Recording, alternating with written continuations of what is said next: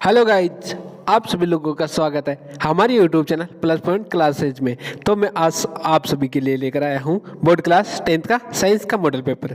तो जो हमारा होने वाला है 3.25 घंटे का, अर्थात 3 घंटे और 15 मिनट का, जिससे हमें पूर्णांक मिलेंगे 80 नंबर। और ये जो मॉडल पेपर आज हम सोल्व करेंगे वह हमारी बोर्ड एग्जाम परीक्षा के लिए बहुत महत्वपूर्ण होगा, क्योंकि इसी पैटर्न के अनुसार जो हमारा बोर्ड का एग्जाम पेपर है वह बनेगा। तो आइए आज बात करते हैं हमारे मॉडल पेपर की। परीक्षार्थियों के लिए सामान्य निर्देश, जो निर्देश है वह पहले पढ़ लेना और उसके बाद में पेपर का शुभारंभ करना। खंड ए या सेक्शन ए, बहुविकल्पी प्रश्न। मानव में फुसफुस या फेफड़े किस तंत्र का भाग है? तो वह कौन से तंत्र का भाग है प्यारे बच्चों? वह है श्वसन का। प्रश्न नंबर 2, निम्न में से कौन सा पादप हार्मोन है? तो इनमें से पादप हार्मोन कौन सा है? वह है ऑक्सिन। प्रश्न नंबर 3, कौन से वैज्ञानिक को आनुवंशिकता का जनक कहा जाता है? तो कौन से को कहा जाता है? उसे कहा जाता है ग्रेगर जॉन मेंडल, अर्थात मेंडल। Option number 6। प्रश्न नंबर 4, निम्न में से किस तरह से रसायन का उपयोग फोटोग्राफी में किया जाता है? तो कौन से का प्रयोग किया जाता है फोटोग्राफी में? उसका किया जाता है सिल्वर ब्रोमाइड, अर्थात AgBr का। आपको रासायनिक सूत्र में भी दे सकते हैं, इसलिए रासायनिक सूत्र भी याद कर लेना। प्रश्न नंबर 5, प्लास्टर ऑफ पेरिस का रासायनिक सूत्र क्या होता है? तो उसका होता है CaSO4 1/2 H2O। प्रश्न नंबर 6, निम्न में से उत्कृष्ट गैस है, अर्थात नोबल गैस है। तो नोबल गैस कौन सी है इनमें से? वह होती है हीलियम, अर्थात He। इसके अलावा Ne नियोन भी होती है, Ar आर्गन भी होती है, Kr क्रिप्टोन भी होती है, Xe जीनोन भी होती है, Rn रेडोन भी होती है, और भी होती है 1-2। तो आज के लिए बहुत है और अगले प्रश्न की ओर चलते हैं। प्रश्न नंबर 7, किस प्रकार से घटना के कारण पानी में रखी क्षण मोड़ी दिखाई देती है? तो किस घटना के कारण दिखाई देती है प्यारे बच्चों? वह होती है अपवर्तन के कारण। प्रश्न नंबर 8, समस्त नेत्र के किस भाग पर वस्तु का प्रतिबिंब बनता है? तो किस भाग पर बनता है प्यारे बच्चों? वह बनता है रेटिना, अर्थात दृष्टि पटल पर। प्रश्न नंबर 9, विद्युत शक्ति का एसआई मात्रक है। विद्युत शक्ति का क्या है एसआई मात्रक? वह होता है वोल्ट। निम्न में से कौन सा नवीनीकरण संसाधन, अर्थात जो कभी खत्म नहीं होता है, वह होता है हमारा सौर ऊर्जा। कोयला भी खत्म होता है, पेट्रोल भी खत्म होता है, प्राकृतिक गैस भी खत्म होती है। इसके साथ चलते हैं अगले प्रश्न की ओर। प्रश्न नंबर 11, निम्न में से कौन आहार श्रृंखला का निर्माण करते हैं? तो देखते हैं पहले ऑप्शन की ओर। घास, गेहूं तथा आम, इनका कोई आपस में लेन नहीं है, अर्थात ये हमारा ऑप्शन में नहीं होगा। ऑप्शन नंबर 5, घास, बकरी तथा मानव। घास को बकरी खाती है, बकरी को मानव खाते हैं, अर्थात ऑप्शन नंबर 12 राइट। चलते हैं अगले प्रश्न के। प्रश्न नंबर 12, टिहरी बांध बना है। तो टिहरी बांध कौन सी नदी के किनारे बना प्यारे बच्चों? वह बना है गंगा नदी पर। चले अगले प्रश्न की ओर। रिक्त स्थान की पूर्ति करो। कार्बन एकल बंधयुक्त यौगिक खाली स्थान कहलाते हैं। तो क्या कहलाते हैं फिर बच्चों? वह कहलाते हैं संतृप्त हाइड्रोकार्बन या एल्केन। प्रश्न नंबर 2, परमाणु के किसी कोष में इलेक्ट्रॉन की अधिकतम संख्या का ज्ञात करने का सूत्र क्या होता है प्यारे बच्चों? वह होता है 2n², जिसे हम कह सकते हैं 2n²। चलिए अगले प्रश्न की ओर। दो तंत्रिका कोशिका के मध्य खाली स्थान को कहते हैं। तो प्यारे बच्चों क्या कहते हैं? उसे कहते हैं सिनेप्स या सिनेप्टिक दरार। प्रश्न नंबर 4, ए व बी के नाम लिखो। इस अभिक्रिया में जो ए है और बी है उसके नाम लिखने, अर्थात जो ए है उसकी जगह आएगा सूर्य का प्रकाश और बी की जगह क्लोरोफिल। इन दोनों को हम पक्षांतरण भी कर सकते हैं, अर्थात बी की जगह ए और ए की जगह बी भी लिख सकते हैं। इसमें अभिक्रिया का कोई प्रभाव नहीं पड़ेगा। प्रश्न नंबर 5, उपरोक्त चित्र में प्रतीक चिन्ह खाली स्थान अवयव के लिए प्रयुक्त होता है। किसके लिए प्रयुक्त होता है? वो होता है सेल के लिए। आप कहोगे बैटरी के लिए, लेकिन बैटरी के लिए प्लस माइनस 1 नहीं आते, इससे ज्यादा आते हैं, अर्थात प्लस माइनस दो धनात्मक ऋणात्मक है, उनकी संख्या 1-1 नहीं होती है, उनकी संख्या 2-2 से अधिक होती है। चलते हैं अगले प्रश्न की ओर। प्रश्न नंबर 6, विद्युत जनित यांत्रिक ऊर्जा को खाली स्थान ऊर्जा में बदलता है। तो कौन सी ऊर्जा में बदलता है प्यारे बच्चों? वह बदलता है हमारी विद्युत ऊर्जा में। जैसे हमारे जनरेटर लगा हुआ होता है उसी को कहते हैं। चलते हैं अगले प्रश्नों की ओर। अति लोकतांत्रिक प्रश्न। पहला, अवक्षेपण अभिक्रिया से आप क्या समझते हो? अवक्षेपण की अभिक्रिया को समझाइए। जिस अभिक्रिया में अवक्षेप का निर्माण होता है उसे अवक्षेपण अभिक्रिया कहते हैं। इनमें एक सफेद रंग का ठोस पदार्थ बनता है जो जल में अविलेय होता है, उसे अवक्षेपण अभिक्रिया कहते हैं। प्रश्न नंबर 2, उदासीन विलयन के पीएच का मान लिखो। उदासीन विलयन में पीएन के पीएच का मान क्या होता है? उसका होता है 7। प्रश्न नंबर 4, मीथेन की इलेक्ट्रॉन बिंदु संरचना बनाइए। तो इसकी क्या बनानी है हमें? बिंदु संरचना बनाइए। तो अब इसका सूत्र क्या होता है मीथेन का? उसका होता है CH4। तो इसकी बिंदु संरचना हो जाएगी C, ऊपर H, साइड में एक और H, नीचे H और साइड में H। चलते हैं अगले प्रश्न की ओर। प्रश्न नंबर 6, शरीर का संतुलन मस्तिष्क का कौन सा भाग करता है? तो कौन सा भाग करता है प्यारे बच्चों? वह करता है अनुमस्तिष्क, या इसे हम कहते हैं सेरेबेलम। यह होता है पश्चिम मस्तिष्क का भी एक भाग होता है। चलिए अगले प्रश्न की ओर। प्रश्न नंबर 7, नर में पाए जाने वाले लैंगिक हार्मोन का नाम लिखिए। तो लैंगिक हार्मोन कौन सा है नर में? वह होता है टेस्टोस्टेरोन। इसकी जगह आपको यह भी पूछ सकता है कि मादा में कौन कौन से हार्मोन पाए जाते हैं, और यह आ भी सकता है 100%। तो याद कर लेना प्यारे बच्चों, वो होता है मादा में एस्ट्रोजन और प्रोजेस्टेरोन। तो कंटेस्ट याद कर लेना, ये आपके परीक्षा में आएगा ही आएगा। चलते हैं अगले प्रश्न की ओर। विद्युत परिपथ में वोल्टमीटर का कार्य बताइए। तो वोल्टमीटर का क्या कार्य होता है प्यारे बच्चों? वो होता है विभवांतर या वोल्टेज को मापना। चलते हैं अगले प्रश्न की ओर। छठ चुंबक के चारों ओर चुंबकीय क्षेत्र, जो रेखाएं होती है चुंबकीय क्षेत्र, उनका चित्र बनाना है। तो कैसे बनाएंगे प्यारे बच्चों? वह बनाएंगे इसी प्रकार। ये जो हमारा सिरा हो गया वह पहला हो गया S, दूसरा हो गया N, और N से जो विद्युत धारा है वह निकलती है और S की ओर जाती है। ऐसे विद्युत धारा हम बना देंगे। N से निकलती है और S की ओर जाती है, N से निकलती है और S की ओर जाती है। इसको हम ऐसे दर्शाएंगे, इसको हम ऐसे दर्शाएंगे। चलते हैं अगले प्रश्न की ओर। जीवाश्म ईंधन के 2 उदाहरण लिखिए। जीवाश्म ईंधन के 2 उदाहरण बताने। तो 2 उदाहरण कौन कौन से हो गए? वह हो गया हमारे पेट्रोलियम और कोयला। इसके अतिरिक्त हम लिख सकते हैं प्राकृतिक गैस, और भी बहुत सारे होते हैं जैसे केरोसिन। तो चलते हैं अगले प्रश्नों की ओर। प्रश्न नंबर 11, ओजोन परत का एक लाभ लिखिए।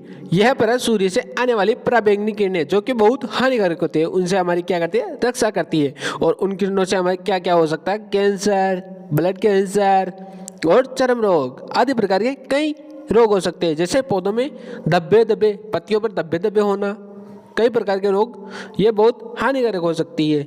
प्रश्न नंबर 12, फ्लेमिंग के वाम हस्त नियम में अंगूठा किसकी दिशा को दर्शाता है? वह दर्शाता है फोर्स की दिशा को, अर्थात गति की। खंड ब या सेक्शन बी, लोहे को जंग से बचाने के लिए 2 तरीके बताइए। 2 क्यों? हम 4 लिखेंगे उसी प्रकार। यदि लोहे पर तेल या ग्रीस की तरह जमा दे तो नम वायु लोहे के संपर्क में नहीं आ पाती, जिससे जंग नहीं लगता। मशीनों के पुर्जों पर ऐसा ही किया जाता है, जैसे कि किसी मशीन पर हम ग्रीस या फिर ऑयल लगा देते हैं, उस पर जंग नहीं आता है। इसका दूसरा देखते हैं, एनिमल से। एनिमल क्या है प्यारे बच्चों? वह होता है लोहे की सतह पर रंग रोगन की सतह जमा कर जंग लगने पर नियंत्रण पाया जाना, जैसे बस, कार, स्कूटर, मोटर बाइक आदि भी आपने देखा होगा।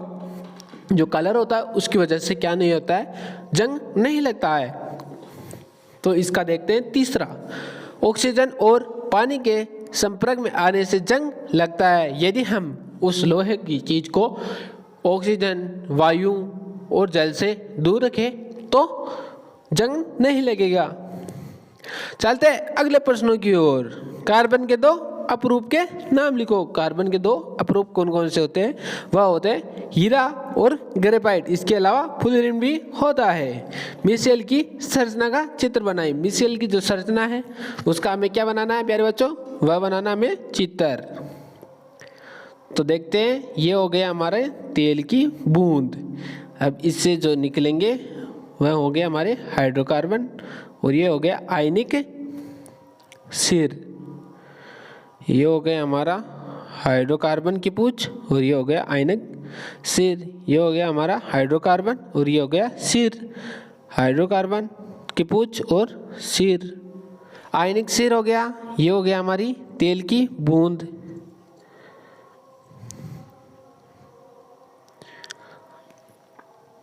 ये हो गई हमारी हाइड्रोकार्बन की पूछ।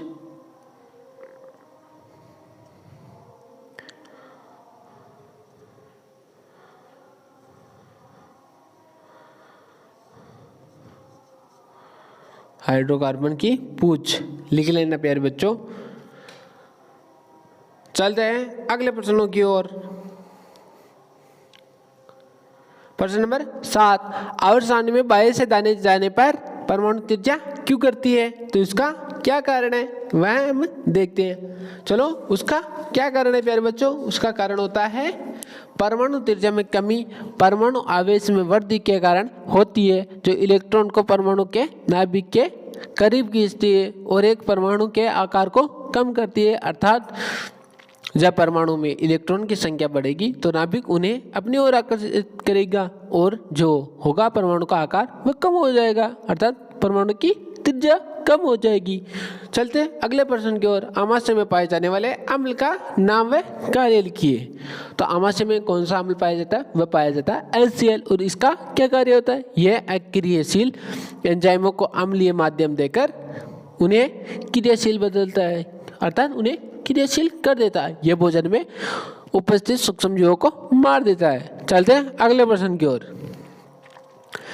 प्लेसेंटा किसे कहते हैं वह इसका कार्य बताओ। प्लेसेंटा किसे कहते हैं प्यारे बच्चों? उसे कहते हैं गर्भस्थ शिशु को माता के शरीर से जोड़ने वाले नाल को प्लेसेंटा या अपरा या बीजांडासन कहते हैं। और इसका कार्य लिखना वह होता है, यह मादा के शरीर के रक्त को शिशु के शरीर में पहुंचाता है, जिससे शिशु की पोषण श्वसन आदि क्रियाएं संपन्न होती है। चलते हैं अगले प्रश्न की ओर। पुष्प की अनुदैर्घ्य काट का चित्र बनाइए। तो इसमें क्या क्या होते हैं प्यारे बच्चों? इसमें होते हैं पराकोष्ठन, पूतंतु जो होते हैं पुंकेसर के भाग, वर्तिकाग्र, वर्तिका, अंडाशय जो होते हैं स्त्रीकेसर के भाग, और इसमें दल, बाह्य दल व अंडकोशिका भी होती है। चलते हैं अगले प्रश्न की ओर। प्रश्न नंबर 11, लेंस की क्षमता का सूत्र और मात्रक लिखिए। तो लेंस की क्षमता का सूत्र क्या होता है प्यारे बच्चों? वह होता है लेंस की शक्ति बराबर 1/, फोकल लंबाई। और जो इसका मात्रक होता है वह होता है डायोप्टर, अर्थात इसे हम डी से प्रदर्शित करते हैं। प्रश्न नंबर 12, किसी चालक का प्रतिरोध किन किन तरीकों पर या कारकों पर निर्भर करता है? कोई दो। तो पहले हो गया हमारा तार की लंबाई, दूसरा हो गया चालक के अनुप्रस्थ काट का क्षेत्रफल, तीसरा हो गया किसी चालक का प्रतिरोध उस चालक के पदार्थ की प्रकृति पर निर्भर करता है। चलते हैं अगले प्रश्न की ओर। प्रश्न नंबर 13, विद्युत परिपथ तथा सांद्रित्रों। यहाँ पर आएगा हमारा सांद्रित्रों न कि सातियों।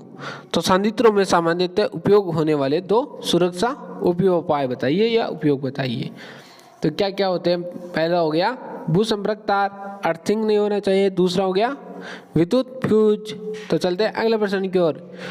चुंबकीय क्षेत्र की दिशा ज्ञात करने का दक्षिण हस्त अंगूठा या अंगुष्ठ नियम लिखिए। तो वह नियम क्या कहता है प्यारे बच्चों? वह कहता है दक्षिण हस्त अंगुष्ठ का नियम, यदि हम अपने दाहिने हाथ में विद्युत धारावाही चालक को इस प्रकार पकड़े कि हमारा अंगूठा विद्युत धारा की ओर संकेत करता है, तो हमारी अंगुलियां चालक की ओर चुंबकीय क्षेत्र की रेखाओं की दिशा में लिपटी होगी।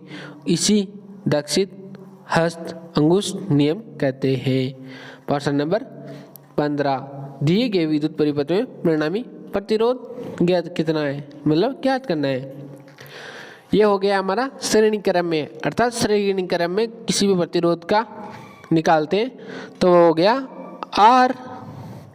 उसका सूत्र क्या होता है प्यारे बच्चों? उसका सूत्र होता है R बराबर R1 प्लस R2, ऐसे डेश डेश डेश आगे चलता रहेगा।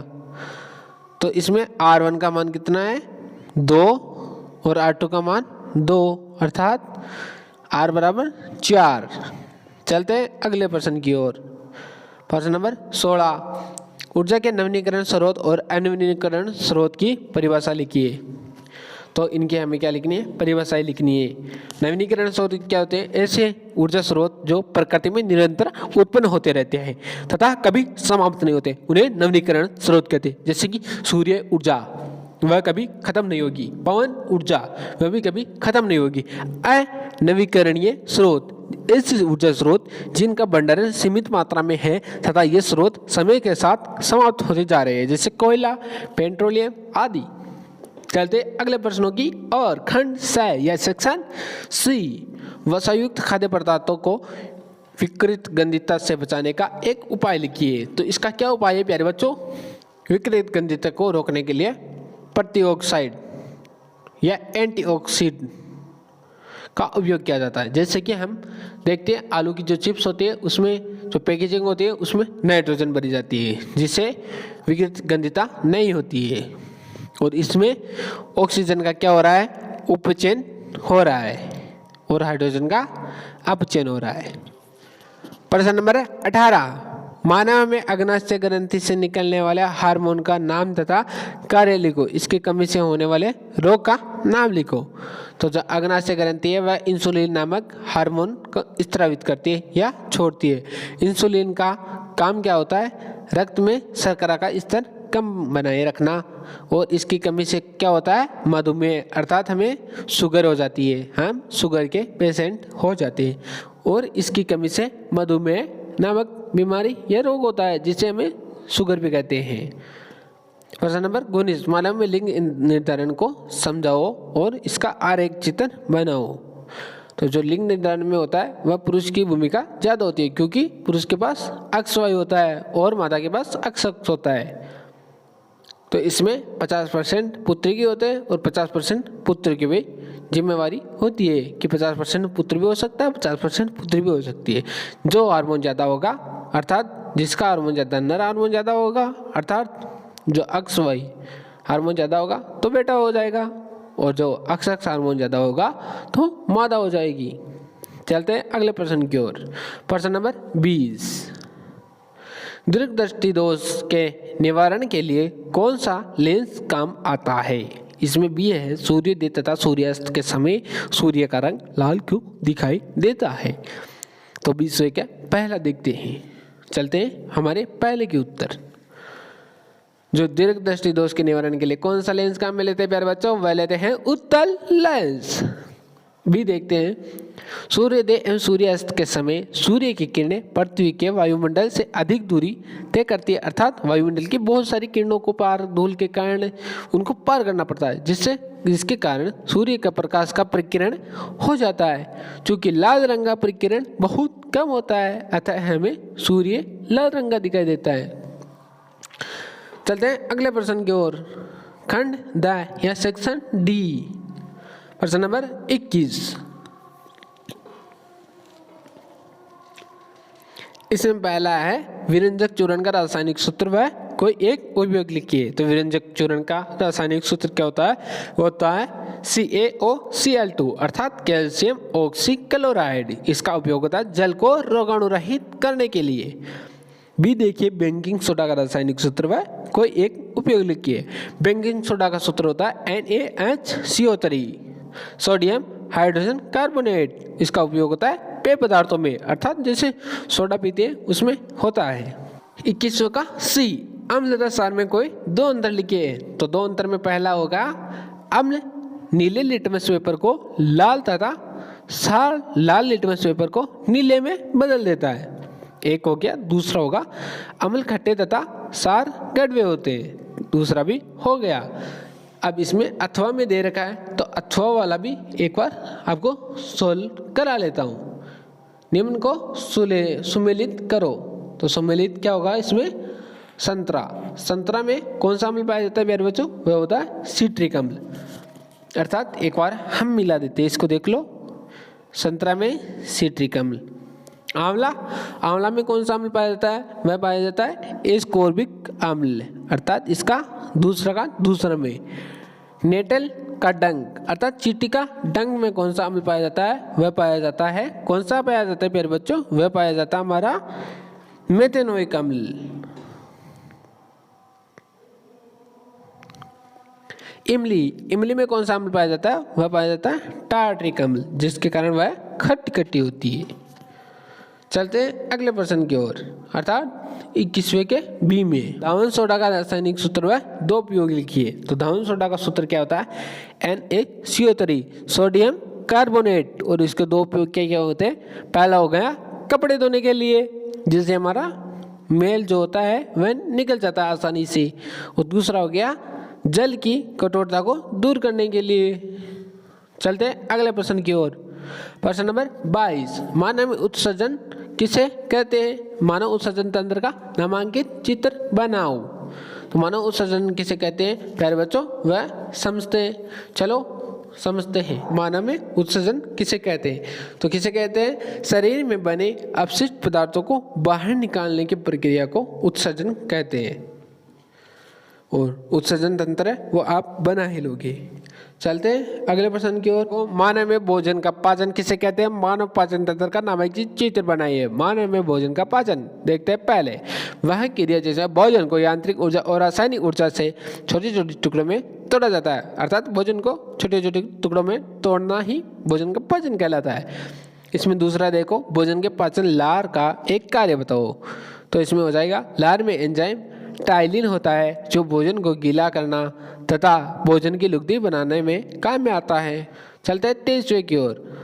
अवतल दर्पण द्वारा प्रतिबिंब का किरण आरेख बनाओ जबकि वस्तु फोकस अपरिचित हो। तो वह प्रतिबिंब कहाँ स्थित होगा, वह प्रतिबिंब होगा हमारा अनंत पर बनेगा, जो कि वास्तविक और उल्टा बनेगा। इसमें भी देख लेते हैं। वास्तविक तथा आभासी प्रतिबिंब में 2 अंतर लिखिए। वास्तविक प्रतिबिंब के में क्या होता है प्यारे बच्चों, वह होता है यह किरणों के वास्तविक कटान से बनता है, और आभासी में क्या हो जाएगा, ये किरणों के काल्पनिक कटान से बनता है। दूसरे अंतर में देख लेते हैं।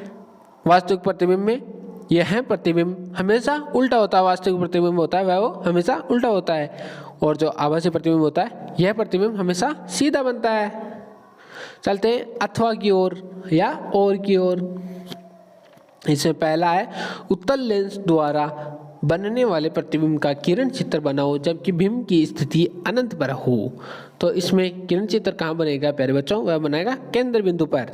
और इसमें बी है, दर्पण व लेंस में 2 अंतर लिखे। तो 2 अंतर लिखने पहले देख लेते हैं। दर्पण का, दर्पण प्रकाश को परावर्तित करता है, और दूसरे में लेंस का देख लेते हैं, लेंस प्रकाश को अपवर्तित करता है। दूसरे अंतर में चलते हैं। दूसरे अंतर में दर्पण क्या करता है, दर्पण 2 ही प्रकार के होते हैं और लेंस 6 प्रकार के होते हैं। चलो इसी के साथ हमारा मॉडल पेपर जो साइंस का है वह कंप्लीट होता है। तो हमारे वीडियो को ज़्यादा से ज़्यादा शेयर करो, लाइक करो और कमेंट करो। इसी के साथ जय हिंद, जय भारत, वंदे मातरम।